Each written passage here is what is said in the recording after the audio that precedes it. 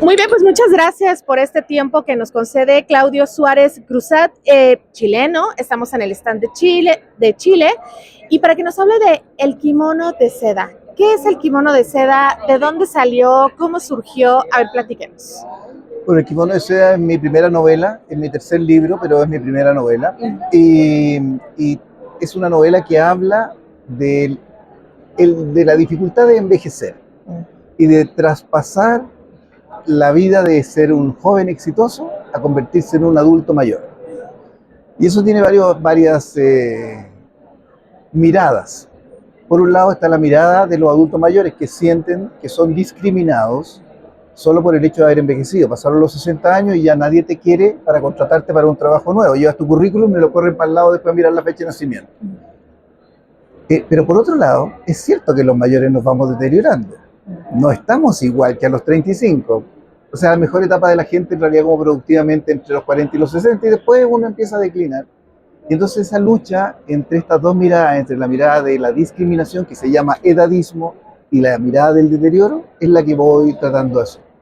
Vamos a ver que el protagonista, que se llama Miguel, es un geólogo que quiere cambiar de vida, quiere que ya no lo vayan como dejando de lado. Entonces se le ocurre la peregrina idea de convertirse en escritor y trasladarse a vivir al sur, a un lugar paradisíaco con pocos habitantes en vez de la gran ciudad. Su mujer no quiere acompañarlo. Entonces él se va y empieza a escribir. Y escribe una historia japonesa, o ahí empezamos con las conexiones con el kimono de seda, una historia japonesa en que en Japón los adultos son muy respetados. Entonces él escribe una historia de amor, y en esta historia de amor la geisha le obedece siempre, y en su casa nadie le hace caso, y en su trabajo al japonés cada vez lo respetan más. Para ellos es muy importante la experiencia que él le puede transmitir, mientras que a él lo están despreciando. Entonces, él construye una historia paralela a la que está en su vida. Y yo construyo por oposición la historia de él y la historia del japonés.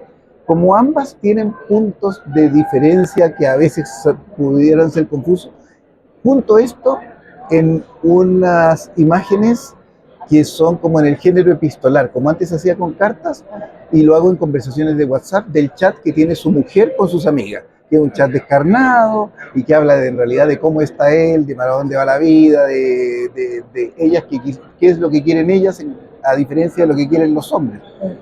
Eh, y, y así construyo por etapas. Y siempre agrego yo, me gusta hablar de metaliteratura, hablar de otros libros cruzados con esto. Entonces, su gran amigo muere y, sin embargo, se mantiene presente en la historia y habla con él, y entonces hablan de libros, leen libros. Después de hablar con Lolita decía que en realidad lo que él necesita es una mujer muy joven que lo quiera.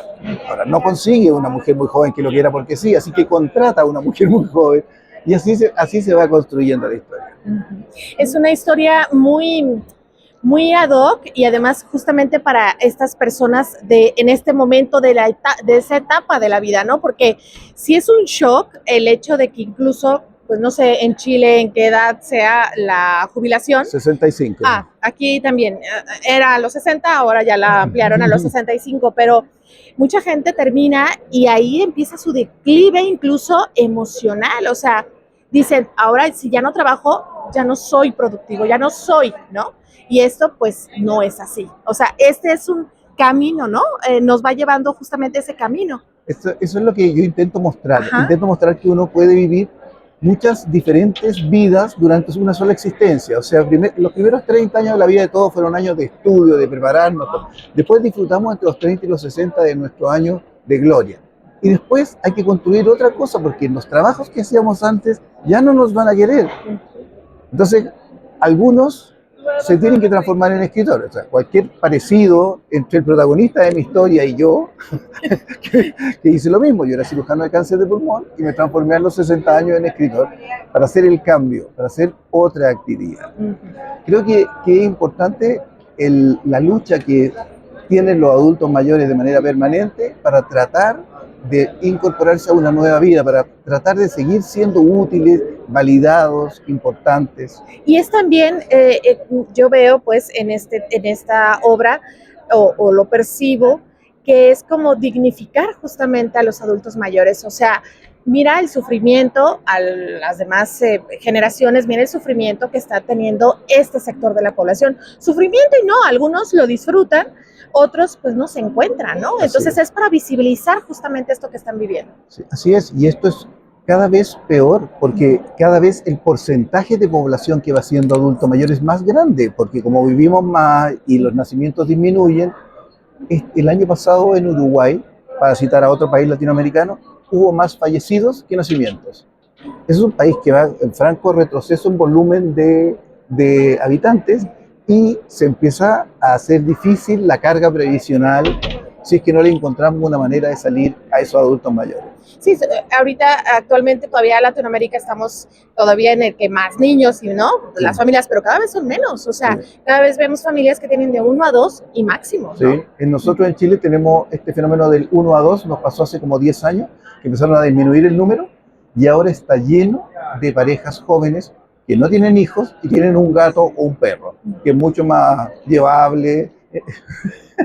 Sí, eso está pasando también poco a poco en México, sí. O sea, también poco a poco en México están diciendo no a la familia, no a los hijos, y eso nos va a traer en un grave problema, ¿no? Demográfico, sí, que ya está viviendo Europa, por ejemplo. Así es, así es. Y todos vamos para allá. Todo esto que nos está pasando en América Latina va a ser la copia de lo que le pasó a los europeos.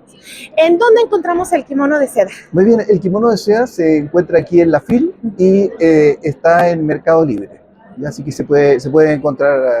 La FIL está en el stand de Chile ahora. Pronto espero que lo tengamos publicado aquí. Pueden ver otros libros míos que sí están en todas las librerías de México, el kimono en el óvalo de luz, ese ya está en todas las librerías, me lo publicaron aquí. Y ese también lo encontramos en librerías en México. En la librería mexicana, es una edición mexicana esta, y esta edición mexicana está a la venta, así que no hay problema. Perfecto, entonces en el óvalo de luz, aquí en las librerías, sí, y el kimono de seda en Mercado Libre. En Mercado Libre. Perfecto. Pues muchísimas gracias, Claudio Suárez, gracias por este tiempo con nosotros. Muchas gracias a ti. Gracias.